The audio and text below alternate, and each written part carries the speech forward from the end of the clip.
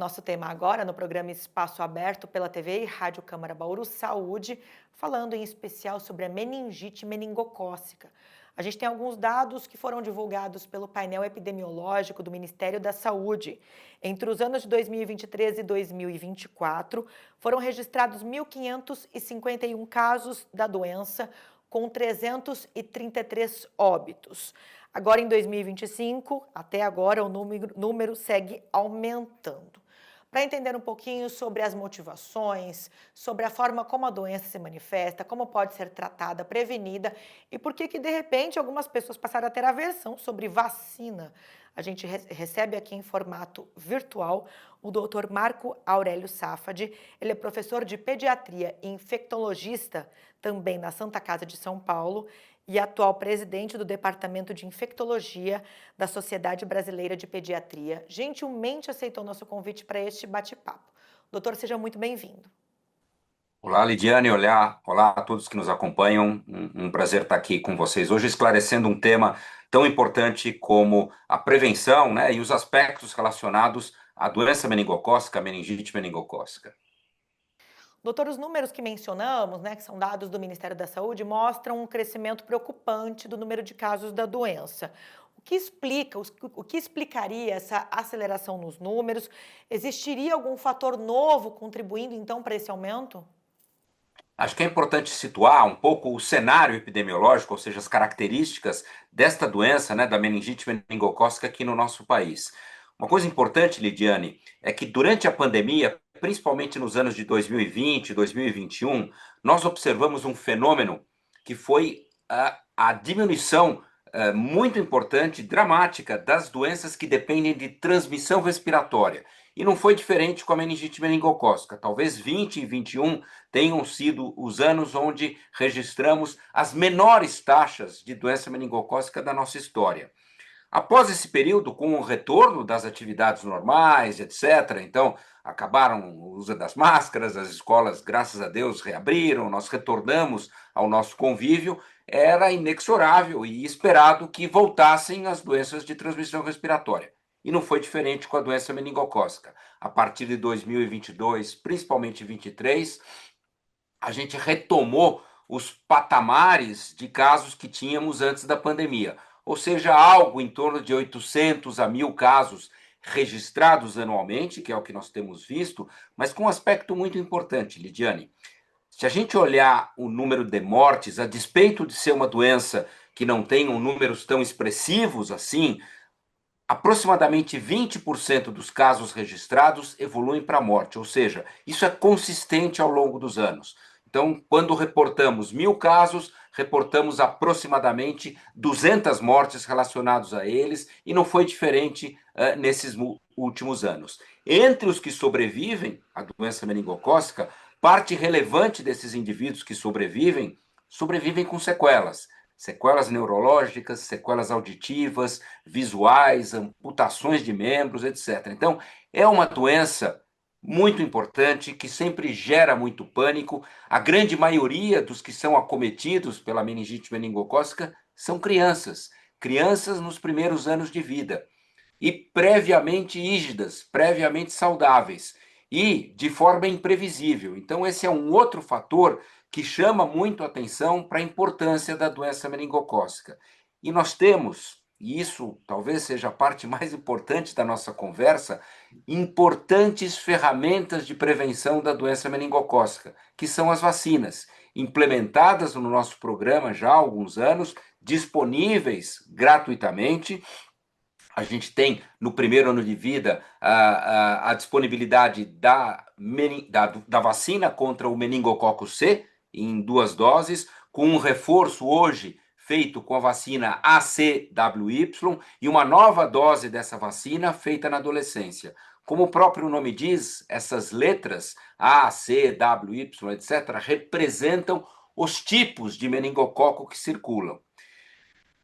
Hoje nós temos no país principalmente o meningococo B e o meningococo C como prevalentes. Então, para o meningococo C, nós temos a vacina disponível e disponível para os grupos etários onde a doença ocorre com maior frequência. Ainda não há no nosso país a implementação em nível público da vacina de meningococo B. O meningococo B, neste ano de 2025, Lidiane, ele responde por aproximadamente metade dos casos de doença meningocócica onde há identificação do sorogrupo. Então, creio que esse seja, vamos dizer, um tema de importante discussão para que a gente possa, dentro dos próximos anos, também incorporar no nosso programa uma vacina específica para o meningococo B. Ela existe, ela está implementada em outros países e aqui no nosso país, neste momento, disponível apenas em nível privado, mas ainda não disponível no nosso Programa Nacional de Imunizações. Doutor, pensando sobre cobertura vacinal, então, que é a forma mais eficaz de prevenção da doença, a gente sabe que nos últimos anos tivemos uma grande circulação de notícias falsas, desestimulando muitas vezes as pessoas a procurarem a imunização. Isso teve impacto na cobertura vacinal, em especial com relação à imunização contra a meningite meningocócica e com relação a pais que não têm levado, muitos deles, não têm levado seus filhos para serem vacinados? Ponto muito importante que você destaca, Lidiane, e a resposta é sim. Infelizmente, vivenciamos, num passado recente, uma queda das coberturas vacinais e que não se restringiram a nenhuma vacina específica, mas foi um fenômeno que a gente viu, infelizmente, para todas as vacinas do nosso calendário. E não foi diferente com as vacinas para meningite. Então, infelizmente, tivemos, particularmente nos anos da pandemia, uma diminuição da cobertura. E óbvio que isso implica em um aumento de risco, e óbvio que isso implica na ocorrência de casos que geram mortes e que geram sequelas, né, de formas de doença potencialmente preveníveis através da vacinação. As vacinas para meningite, tanto meningocócica como outras que estão no nosso programa, são vacinas que demonstraram ser vacinas seguras e eficazes, com excelentes índices de estimativa de proteção. Então é incompreensível que a gente tenha, num cenário, né, atual, ainda hesitação por parte dos pais para a realização dessas vacinas. Então eu acho que conversas como essa servem para que a gente esclareça e traga a informação correta. Então aqueles que nos escutam tenham segurança que essas vacinas para meningite demonstraram, não só aqui no nosso país, elas estão implementadas na maior parte dos países do planeta. Então, todos, ou praticamente todos os países europeus, da América do Norte, Austrália, Nova Zelândia, ou seja, aqueles países que têm condições de implementar essas vacinas, têm essas vacinas nos seus programas e elas demonstraram ao longo dessas últimas décadas poder de prevenção da vacina de forma segura. Doutor, só para que nós possamos entender de que forma a meningite meningocócica se manifesta, quais são os primeiros sinais que a doença apresenta e quando esses sinais, esses sintomas, se tornam um alerta importante para que o paciente busque imediatamente o atendimento médico? Essa é uma mensagem também fundamental para quem nos ouve hoje. Então, infelizmente, essas formas de meningite, Lidiane, elas têm uma apresentação e um início de sintomas que muitas vezes evoluem de forma abrupta, de forma rápida para formas muito graves. Então, de forma geral, as meningites na infância, isso não só a meningocócica, mas as outras meningites, tanto por bactéria como por outros agentes, elas costumam ter apresentações clínicas diferentes de acordo com a idade desses pacientes. Então, por exemplo, num adolescente, num adulto ou numa criança mais velha, os sintomas clássicos da meningite são febre de início abrupto, vômitos e vômitos de difícil controle e dor de cabeça, uma dor que é também de difícil controle quando esses pacientes utilizam os analgésicos. Quando a gente caminha para crianças mais jovens, principalmente os bebês nos primeiros 1, 2 anos de vida, e que são aqueles que têm as maiores taxas de incidência dessa doença, é evidente que eles ainda não se expressam, então eles não podem, vamos dizer que tem dor de cabeça, etc. Então, neste grupo etário, os principais sinais e sintomas que devem servir de alerta para aqueles que nos escutam, para a possibilidade da ocorrência da meningite nesses jovens bebês, além da febre e dos vômitos, é a irritabilidade, a gemência. Eu chamo sempre a atenção dos pais que crianças pequenas que estão irritadas, gementes, mesmo na hora que você reduz a temperatura, que você usa um analgésico, baixa a temperatura, a criança persiste irritada, persiste gemente, este é um sinal de alerta que deve motivar os pais a procurar por atendimento médico para que seja, vamos dizer, esclarecida a possibilidade desses quadros. Há diversas outras manifestações mais graves e que, evidentemente, devem chamar a atenção dos pais e que podem acompanhar esses quadros de meningite em qualquer faixa etária, como as crises convulsivas, as lesões de pele, que muitas vezes podem acompanhar a doença meningocócica, que acabam evoluindo para púrpuras, para equimoses, para lesões violáceas pelo corpo, as alterações no nível de consciência, né? Então, crianças ou mesmo adolescentes que alternam período de sonolência com um período de agitação extrema. Então, quando foge um pouquinho do habitual em relação ao comportamento e ao nível de consciência desses pacientes, essa também é uma situação que deve servir, evidentemente, de alerta para os pais. E a gente sabe que essa é uma doença de evolução muito rápida. Então, a oportunidade do atendimento, o diagnóstico oportuno e o início do tratamento adequado, que é sempre feito dentro do ambiente hospitalar, é determinante para que a gente tenha sucesso no tratamento, né? Reduza os índices de mortalidade e reduza também os índices de sequela associados a essa doença. Doutor, depois de diagnosticada a doença, né, como é feito o tratamento inicial e a reabilitação desses pacientes, pensando também no impacto social, físico, emocional, das possíveis sequelas que a doença pode deixar, em especial para crianças e adolescentes? Perfeito, né? A doença meningocócica, a meningite meningocócica, ela é sempre de tratamento intra-hospitalar. Então, o tratamento ele é a base de antibióticos que são aplicados na veia. Então, esse é, vamos dizer, o tratamento clássico dessas meningites. Mas como muitas vezes esses pacientes apresentam outras manifestações, então eles têm às vezes crises convulsivas, eles às vezes têm um comprometimento do que a gente chama do seu estado hemodinâmico, então eles pressupõem a necessidade de serem acompanhados e atendidos muitas vezes em unidades de terapia intensiva. Então, o tratamento do choque, o apoio respiratório, o apoio cardiovascular, uma série de medicamentos é necessária na fase aguda do tratamento desses doentes. Uma vez terminado o tratamento, aquele ciclo de uso do antibiótico, a recuperação do paciente, alguns deles se recuperam, como eu disse, com sequelas. E essas sequelas podem pressupor a necessidade de um acompanhamento, muitas vezes em longo prazo. Então, há pacientes que, infelizmente, às vezes têm que ter uma amputação de um membro, há pacientes que evoluem com lesão nos seus rins, que podem significar um agravo para o resto da vida. Há pacientes que têm muitas vezes sequela auditiva, que pressupõe a necessidade de acompanhamento, uso de implantes cocleares ou reabilitação.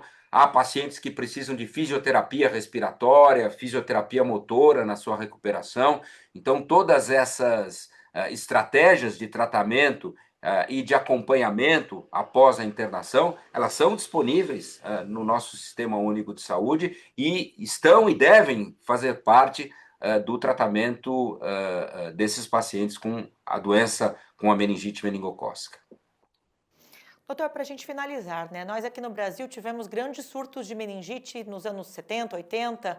Hoje, pensando, né, numa escala de grande cobertura vacinal, né, de grandes possibilidades de tratamento, de reabilitação e vigilância com relação ao alastramento da meningite, em especial a meningite meningocócica, a gente corre o risco, até fazendo uma projeção, eu queria saber se a projeção é otimista, pessimista, com relação ao risco de a gente, num futuro próximo, vier a ter novamente, podemos ter novamente um surto. O sistema de saúde no Brasil estaria preparado para receber aí uma nova onda de pacientes contaminados pela doença?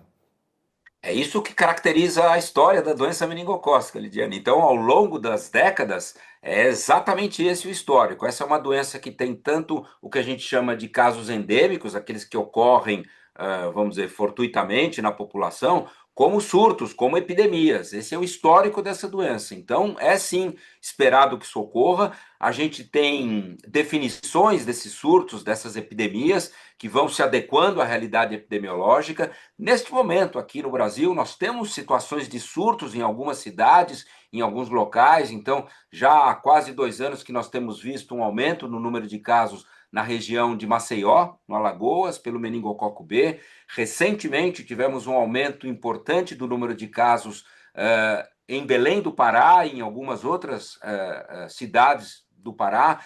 Registramos surto recentemente também no sul do país. Então, sempre há essa situação da possibilidade de surtos associados à doença meningocócica. Isso é o que a história nos ensina. E para o controle destes surtos, há necessidade de uma pronta ação da vigilância epidemiológica, com mapeamento desses casos, delimitação geográfica da ocorrência, uma compreensão dos grupos etários que estão sendo acometidos, para que a gente possa instituir as medidas de controle, que basicamente são o uso do que a gente chama de quimioprofilaxia, ou seja, de um antibiótico para aqueles que estão ao redor, que têm um contato íntimo com aqueles casos. Então, toda vez que a gente identifica um caso de meningite meningocócica, Lidiane, a gente prescreve antibióticos específicos para aqueles indivíduos que vivem naquela família, para todos os contatos íntimos daquele caso. E, além disso, em situação de surtos e epidemias,